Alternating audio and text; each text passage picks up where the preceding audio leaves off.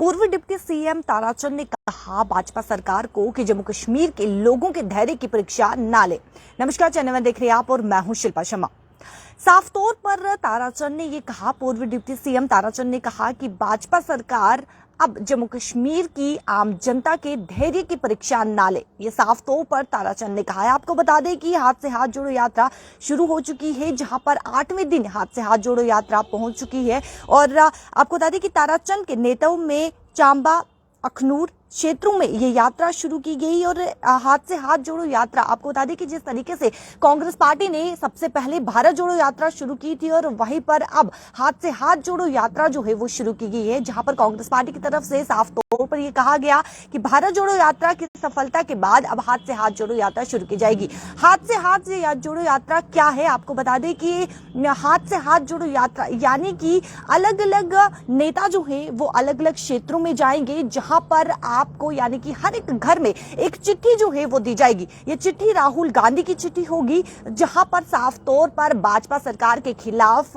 लिखा गया है, यानी कि एक चार्जशीट जो है वो तैयार की गई है भाजपा सरकार के खिलाफ। और ये चिट्ठी हर घर में दी जाएगी, हर क्षेत्र में ये चिट्ठी पहुंचाई जाएगी, जहां पर हाथ से हाथ जोड़ो यात्रा जो है वो 8वें दिन में प्रवेश कर चुकी है। और जहां पर ताराचंद की बात करें तो उन्होंने चंबा, अखनूर क्षेत्रों में जाकर हाथ से हाथ जोड़ो यात्रा की, जहां पर कई लोग जो है इसमें शामिल हुए और कई लोगों ने केंद्र सरकार के खिलाफ नारेबाजी भी की। जहां पर ताराचंद ने भाजपा को आगाह किया और साफ तौर पर यह कहा कि जम्मू कश्मीर के लोगों के धैर्य की परीक्षा ना ले, उनके धैर्य को चेक ना करे। जहां पर उन्होंने 2024 के बाद ये कहा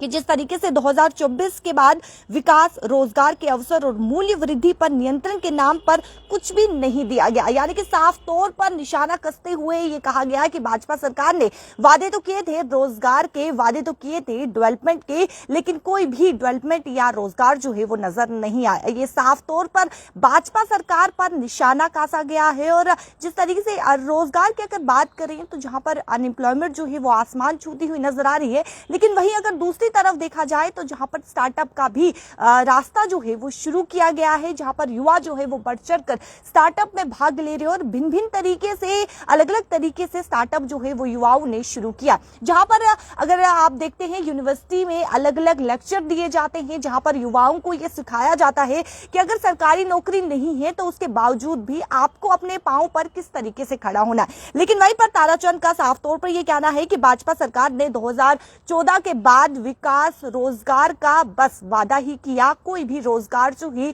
विकास जो है यानी कि डेवलपमेंट जो है वो नहीं देखने को मिली। साथ ही साथ उन्होंने ये भी कहा कि कांग्रेस के शासन को याद करते हुए कहा कि रहबरे तालीम, रहबरी जियारत, रहबरे खेल, दिहाड़ी मजदूर, जरूरत के आधार और संविदा आदि के नाम पर रीतियों के खिलाफ हजारों स्थानीय युवाओं को लगाया था,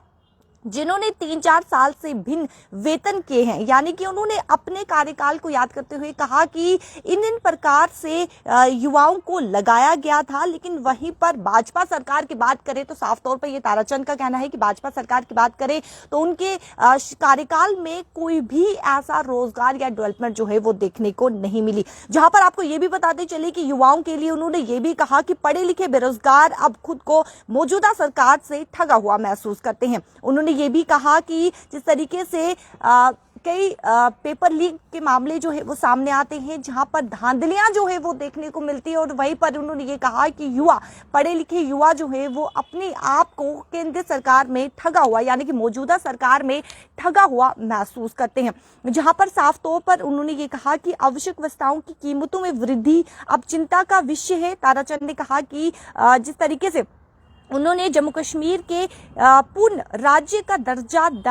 जल्द देने की वकालत करते हुए कहा कि जिस तरीके से महाराजाओं ने डोगरा राज्य की सीमाओं को गिलगित तक बढ़ाया, लेकिन भाजपा के नेतृत्व वाली केंद्र सरकार ने राज्य की सीमाओं को केंद्र शासित प्रदेश तक सीमित कर दिया। जहां पर उन्होंने राज्य के दर्जे के बहाल के लिए भी उन्होंने स्टेटहुड को बहाल करने की भी यहाँ पर मांग जो है वो की है। साथ ही साथ उन्होंने साफ तौर पर भाजपा सरकार पर निशाना कसते हुए कहा कि भाजपा सरकार के कार्यालय में यानी कि 2014 से उन्होंने जो वादे किए थे, विकास के जो वादे किए थे, रोजगार के, वो वादे जो है वो पूरे नहीं कर पाए। यानी कि साफ तौर पर युवाओं की बात करें तो उन्होंने कहा कि पढ़े लिखे बेरोजगार जो है यहाँ पर अपने आप को ठगा हुआ महसूस करते हैं, यानी कि मौजूदा सरकार में ठगा हुआ महसूस करते हैं। लेकिन अगर वहीं पर जम्मू कश्मीर की डेवलपमेंट की बात करें तो जिस तरीके से जम्मू में स्मार्ट सिटी देखने को मिल रही है, जहां पर अलग अलग प्रकार की डेवलपमेंट भी देखने को मिल रही है, और वहीं पर अगर रोजगार की बात करें तो अलग अलग यूनिवर्सिटीज में लेक्चर भी दिए जाते हैं,